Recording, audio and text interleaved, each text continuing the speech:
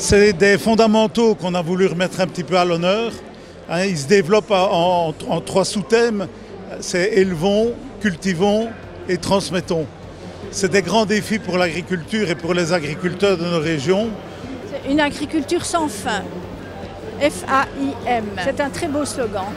Parce que nourrir l'humanité, c'est important. Nourrir tout le vivant, ça l'est aussi. Oh ben, le jeu de mots est déjà pas mal. Et puis la question c'est effectivement histoire sans fin. Ben, je trouve que c'est intéressant parce qu'avec la guerre en Ukraine, le nouveau contexte géopolitique, on peut se poser la question de l'autonomie alimentaire. Donc histoire sans fin, je trouve que la question a le mérite de se poser, qui ne se serait peut-être pas posée il y a quelques années. Une agriculture durable qui puisse nourrir les Belges mais aussi la planète. Donc voilà, sans fin.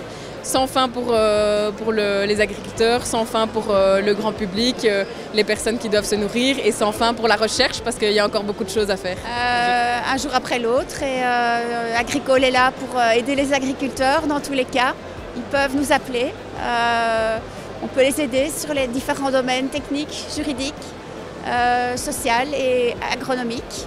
Je pense qu'on est vraiment à un tournant, on a des enjeux auxquels on doit faire face, le défi évidemment environnemental, l'accès aux fonciers agricoles, tous ces éléments-là, évidemment, mettre notre agriculture en question et il est impératif en tout cas, à mon sens, qu'on soit au rendez-vous.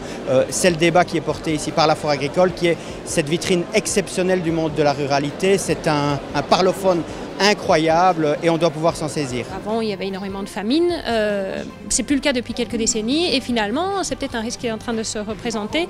Donc il va falloir être malin et il va falloir être avec les agriculteurs pour continuer à assurer la sécurité alimentaire, répondre à tous les challenges qui sont autour. Est-ce que le revenu des agriculteurs va suivre ? C'est ça aussi qui compte parce que finalement on nous demande de mettre en place des pratiques pour plus de durabilité. Donc, alors il y a des pratiques, tant mieux, elles sont bonnes pour l'environnement et bonnes pour le portefeuille, donc ça va, on y arrivera. Puis alors il y a des pratiques, il faut 10 ans avant de vraiment voir un effet aussi dans le portefeuille. Donc qu'est-ce qu'on fait pendant 10 ans? C'est qui prend le risque? En plus on a des sécheresses, tout ça rentre en ligne de compte. Et puis il n'y a rien à faire, il y a des pratiques, elles ont des coûts. Et donc on va être tout seul à les assumer alors qu'on est en train de rendre des services à toute la société. Donc tout ça doit être pris en compte si on veut continuer à avoir une agriculture en bonne santé et donc qui fournit à manger à nos concitoyens.